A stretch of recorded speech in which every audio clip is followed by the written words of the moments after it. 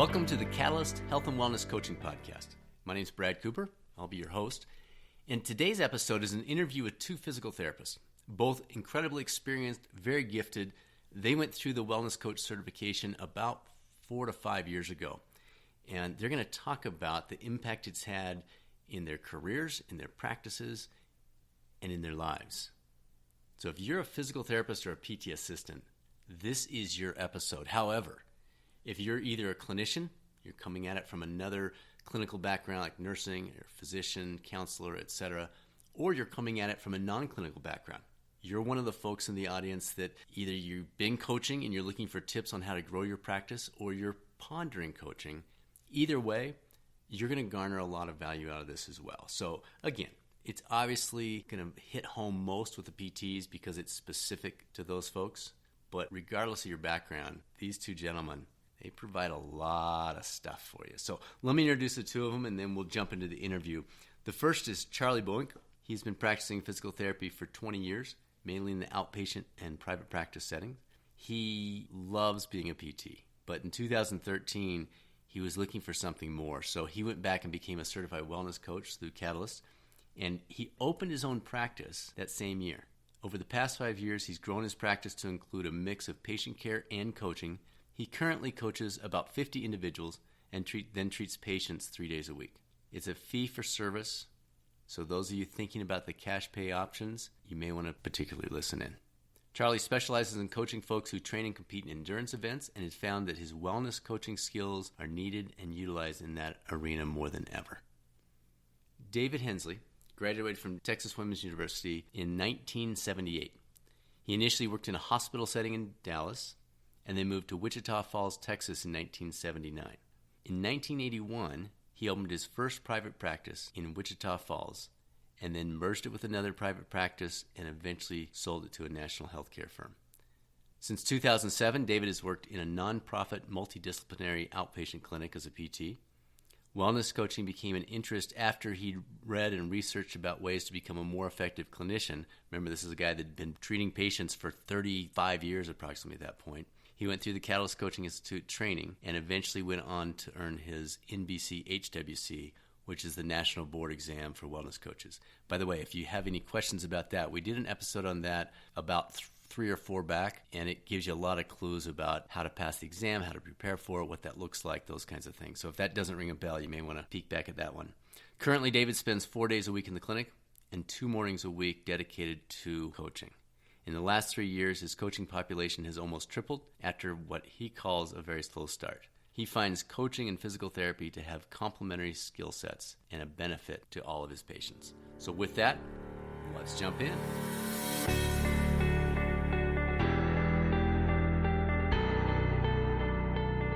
All right, guys. Well, thanks for joining us today. Very excited about this one. The first question out of the gate, let me turn to Charlie first. You were both highly qualified, credentialed, respected physical therapists before you ever pursued any kind of wellness coach certification. Why did you decide to go that route a few years ago? Well, for me, it was really finding out that it was something that was doable. I didn't really know much about wellness coaching. I think you introduced it to me. I saw what you were doing with U.S. Corporate Wellness, and I've always enjoyed the educating parts with patients and seeing that, after they're finished with their shoulder pain, is there something else you could help them with? And there was a need for that. And so I just found out there was a way to get certified in coaching people. And so I took the step. Awesome. David, how about you?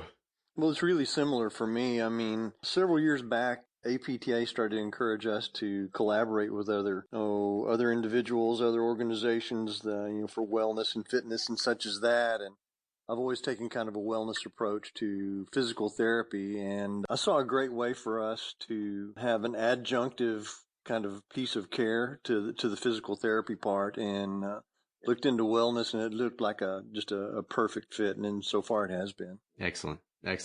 All right. So we'll flip it back to David on this one. So we'll just kind of do a tennis match here. How have you seen the profession? So as physical therapists, PT assistants, how have you seen the profession adopt more of the health and wellness emphasis over the past few years? And then where do you see it going forward from here? Well, what we now call the wellness approach used to be called the holistic approach, and really looking at the the whole person, taking, mental and social factors and taking all that together just as kind of a part of the whole person and the impact on their lives. And as I mentioned before, I think that an older collaboration with physical therapy has been with athletic trainers. And I think that wellness coaching, the skill set brings a lot to the table in physical therapy. I see as physical therapists widen their focus, so to speak, that they're going to see the importance of wellness services and wellness coaching services. I think you're going to see a big part of that come into the clinic. I think that's a great change for us. Great point. Great point. Charlie, anything to add to that? Yeah, for me, it's locally, I've seen a lot of my PT colleagues offering wellness type outreach, whether it's seminars or some other, wellness coaching lectures, et cetera. So it seems like in the Phoenix metro area, there's been a bit of a rise in PTs doing that. I think there's an opportunity. I think there's a void there that patients are looking for someone to guide them in these areas. And I think PTs are in the perfect spot to take advantage of that if we act on it. Right. Yeah, there's already that trusted relationship. Exactly. Yeah. Okay, so again, back to Charlie here. What are some of the ways that you've seen your opportunities to utilize the training you received? So you went through the wellness coach certification. You're already highly qualified as a PT. How did you see that then enhancing what you were offering in addition to what you mentioned earlier? I think during the subjective exam, it was more, talking with these patients, going through their medical history on the form in front of me and having some questions on there that kind of probed into their health and wellness, things like sleep, nutrition, the stress, etc. And I've just taken more time when I see some yellow flags, red flags, whatever you want to call them. I see them on there, and it allows me to probe a little bit. So, and then getting into the coaching itself, it just once they verbalize that they're struggling in these areas, it opens a door to talk about that stuff. Interesting. So I just through the education, obviously going through the certification and learning how to coach people on that, it's just opened that door once they kind of verbalize, hey, I am struggling in my sleep, and I never thought of how it affected my performance. Right. So very good. Yeah, it's interesting what you said about the subjective piece, because I've seen a lot of PTs over the years that's almost a throwaway. Yes, we do the SOAP, but the subjective is like, oh, okay, yeah, we got through that. Now let's get to what matters with the objective aspect of the assessment. And what you're saying is that piece actually expanded to become a more important role than ever before after going through the training. Agreed. Interesting. Agreed. David, anything to add to that in terms of ways you've seen an opportunity to utilize the training you received as you were going through the wellness coach certification? Well, like I said, I've always kind of taken a wellness approach to the physical therapy that I do. And honestly, I think it has broadened my perspective on really what we do treat and really what the goal is to give these people a better life, after shoulder surgery or knee surgery or back or whatever, stroke, whatever. Our goal is really more than just strength, range of motion and that sort of thing. Our goal is to restore as much of that person's life to them as we can. And so all that encompasses, that the coaching training was invaluable to making me really better and more effective as a therapist in that holistic wellness. Love it. So we want to keep the answer to this next question anonymous, but any fun in keeping it anonymous, can you provide us with one or two fun little client stories that stick out in your mind as being particularly memorable or meaningful? David, I'll let you kind of kick this one off.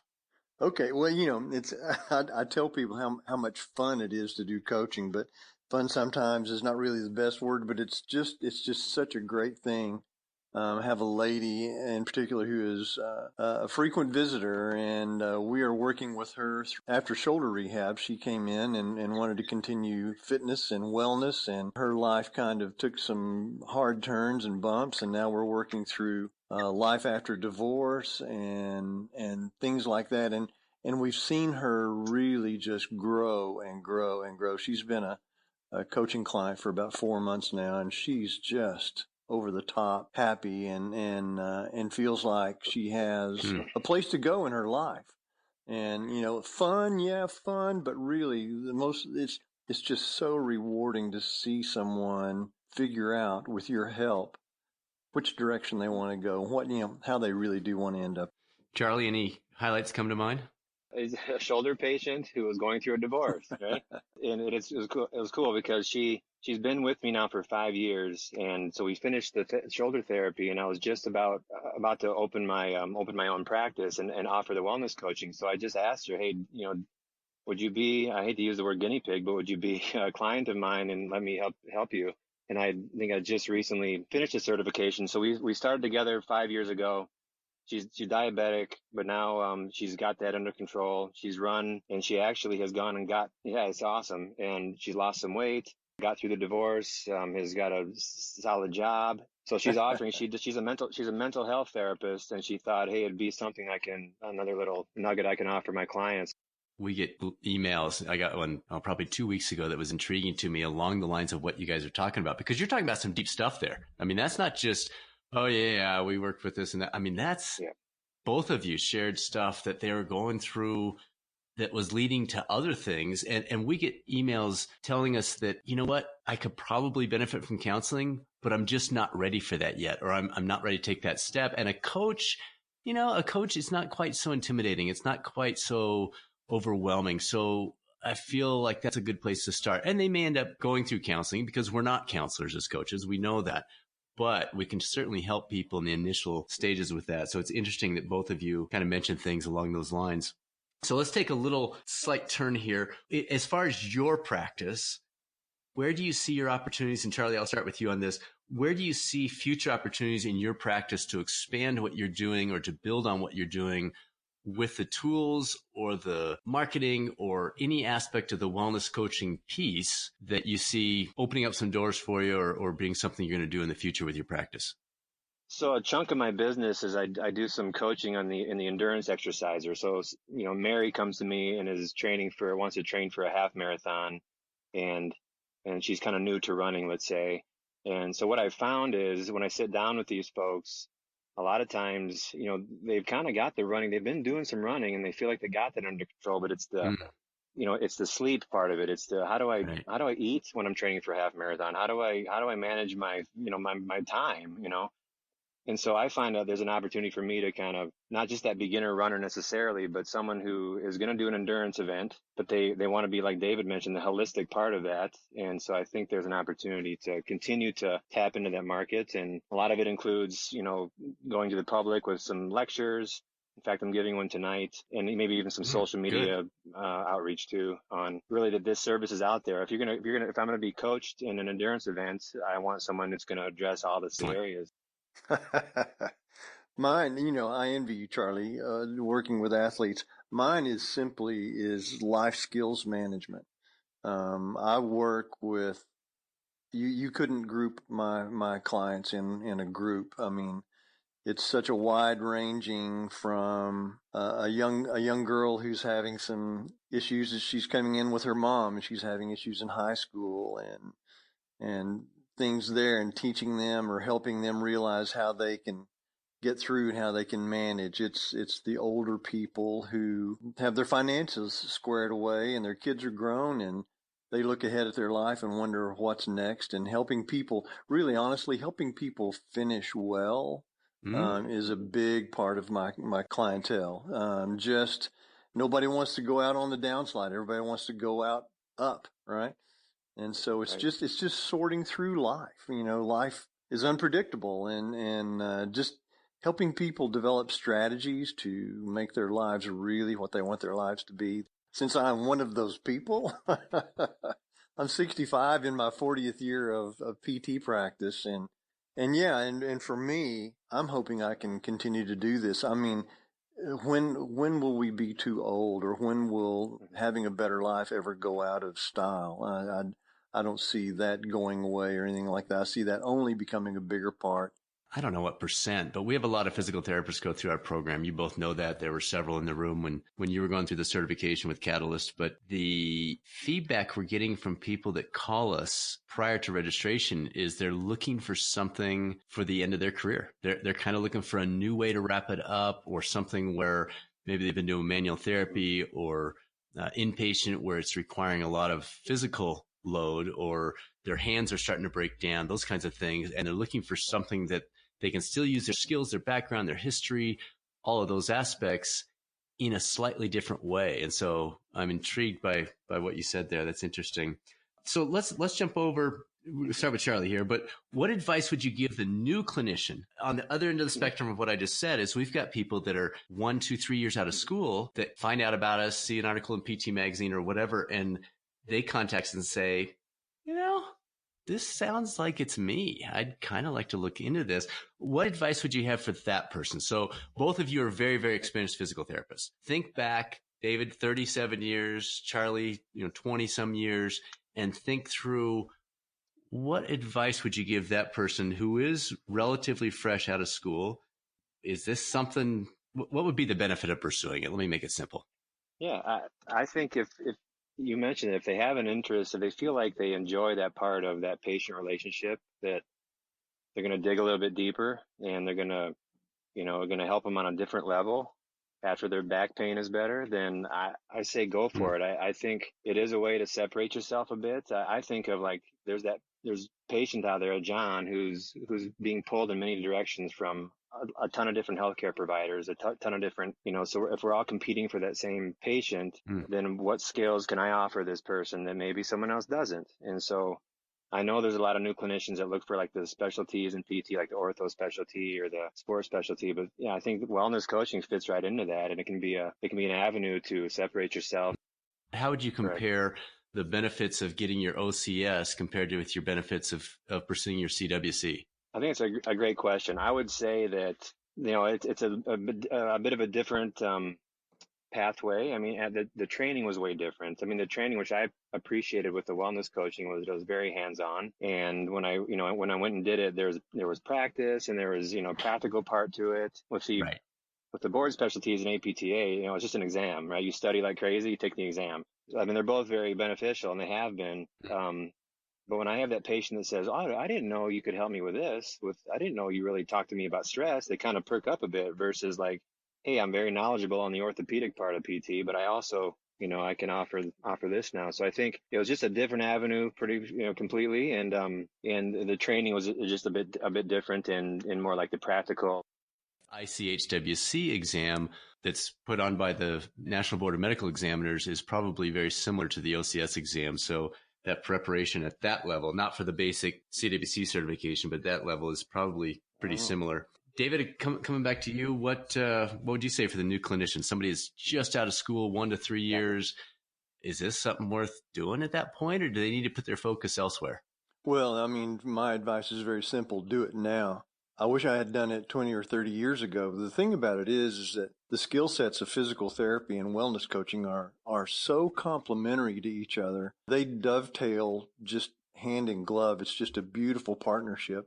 We work so hard in physical therapy to narrow down our focus and treat specifically, and wellness coaching opens up people's perspectives, opens up their lives, and I would tell them pursue the education to its greatest degree in wellness coaching, because anybody can hang up a shingle that says wellness, but to set yourself apart, to really have something that's really, truly valuable, I think that educational component is critical. Get the highest level you can get. The process is just so valuable. For the clinician who is on the back half of their career, or maybe they are starting to wind down, I mentioned that we get that question a lot. We have a lot of folks attending with that goal in mind. But Charlie, what would you say to the person that says, you know what, I'm kind of winding things down? Is it worth the extra effort and time and frankly cost to pursue something like this? Or what would be your general thought for where you see that?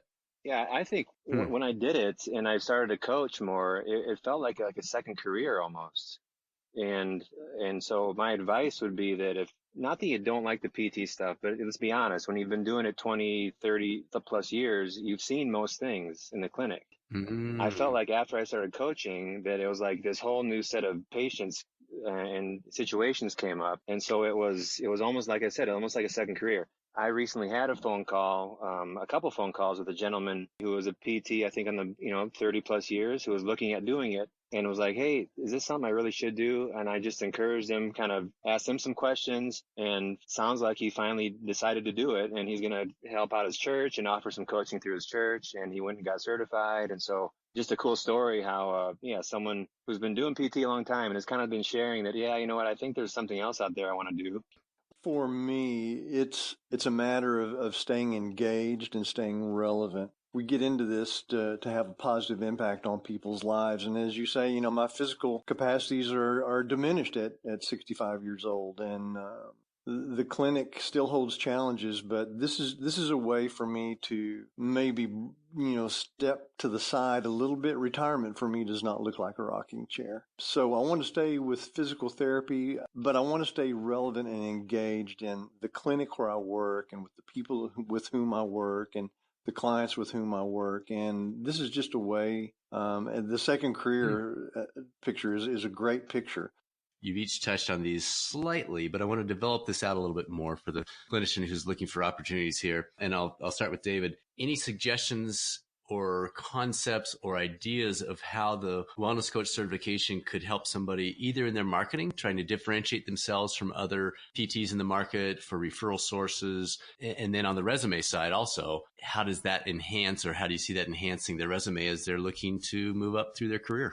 Well, I think the focus going forward with healthcare is going to be more on the health part and less on the care part. Insurers drive a lot of that, certainly, but I think that we can drive our part really very well. I think that as you become more proficient in what you do, more confident, more mature in what you do, you bring that added skill set to the table. It gives you opportunities to be in more places, and that's one thing I would recommend right from day one is be visible. The market where I am, we had our demographic all wrong and we didn't know where to go to market it. And for the first year or so, it kind of limped along. Then we hit a nerve with the 60-year-olds and up, and the nerve we hit was, don't you want to be able to play with your grandchildren for as long as you want to play with your grandchildren? And we put that out on a television commercial, a 15-second spot, actually. And in the last year, our numbers are just in. We've tripled our caseload on the wellness coaching side in 1 year. So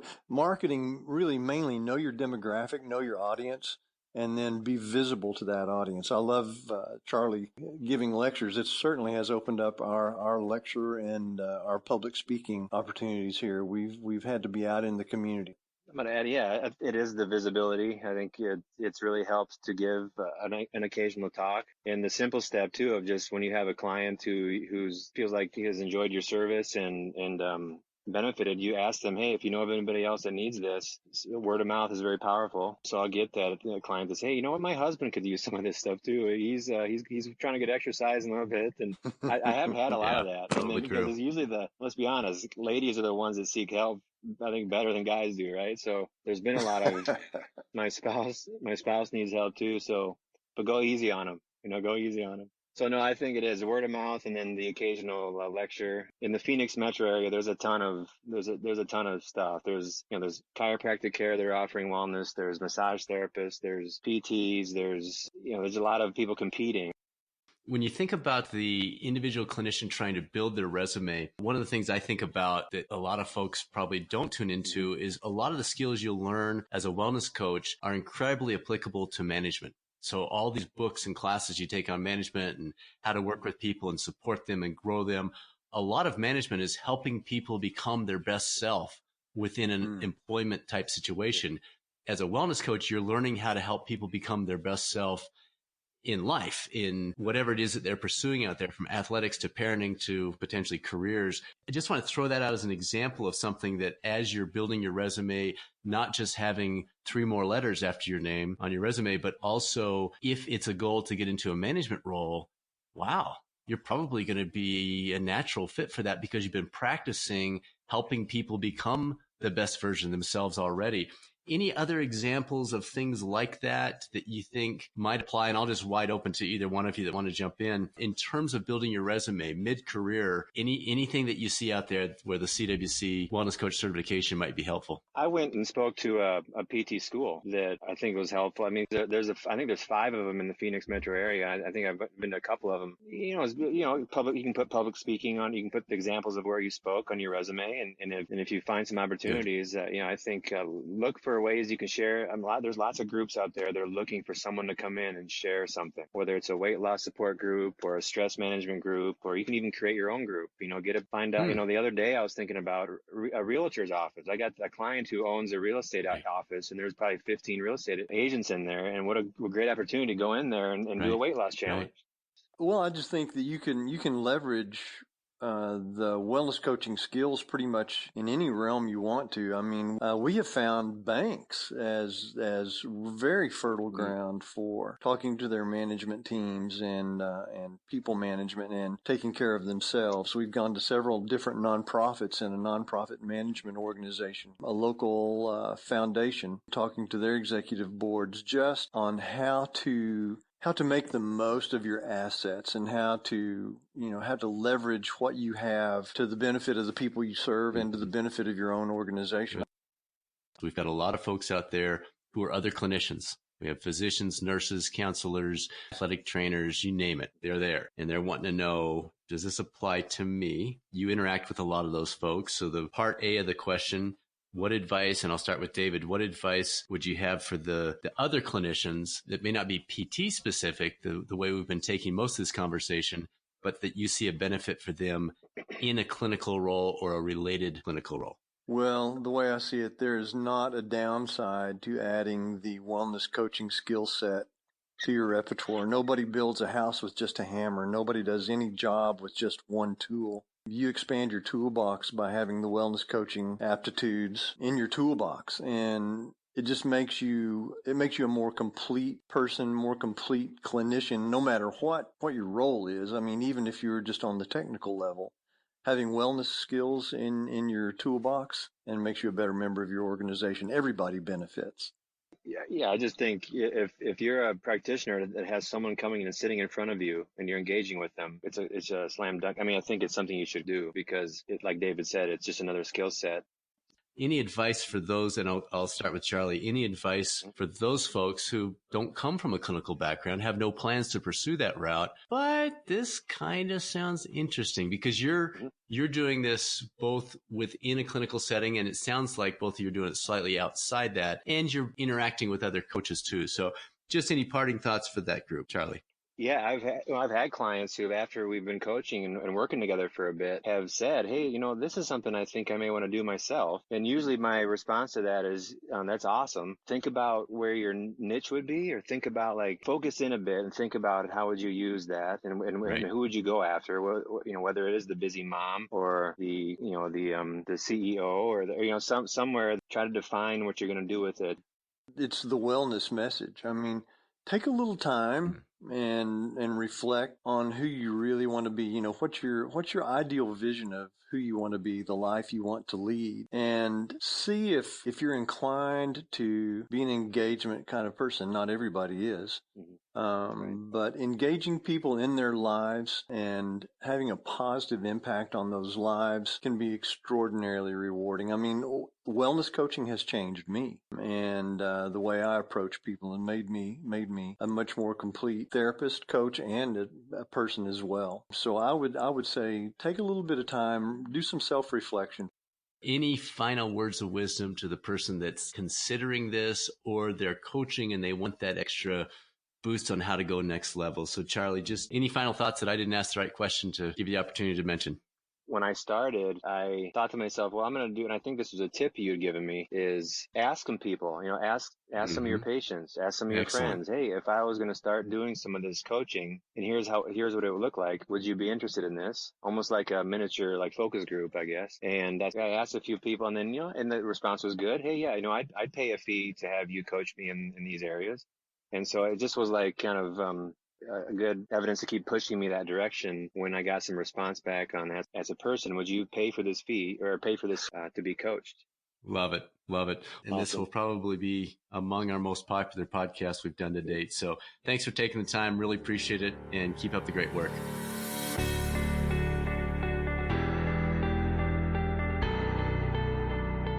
I tell you what a gift from those two, huh? 61 years of clinical practice as physical therapists, 9 years of wellness coaching practice as part of that. Just some great insights, everything from the early, late career aspects, how to grow your practice, the benefits of integrating the wellness coaching, but beyond just the coaching piece, the management side, the leadership, the, frankly, family interactions, those kinds of things. Some of the things to consider before you even start. Just loaded up. By the way, two things actually. One, my apologies. For those of you who are listening very carefully, we used some news technology with this episode, and there was some overlapping that took place when the software combined the various tracks that happens behind the scenes. I won't mention which company, but it merged it. And so I ended up, as I was editing it, had to cut a couple of little things. So apologize, it wasn't perfectly smooth like we try to make it most of the time, but I think we were able to get the nuts and bolts, the key aspects, and hopefully that was helpful to you. Again, there are some additional resources, especially for the physical therapists, PT assistants, and frankly, any clinician you could translate this very easily. There's a special document on the Catalyst Coaching website, so that's catalystcoachinginstitute.com. Just look for the special reports, and there's one specific to physical therapists for those who happen to come from that background. And again, it's probably applicable to just about anybody in the clinical side. Thanks for joining us. Really excited about this. The feedback we're getting is just so encouraging. If you don't mind sharing it, if this is something that's helpful to you, sharing it with other people that are thinking about being a wellness coach or are currently coaching and want to do a better job. There's just such a sea of podcasts that, well, we need your help to get the news out. So thank you. I appreciate you joining us, and I'll see you next time on the next episode of the Catalyst Health and Wellness Coaching Podcast.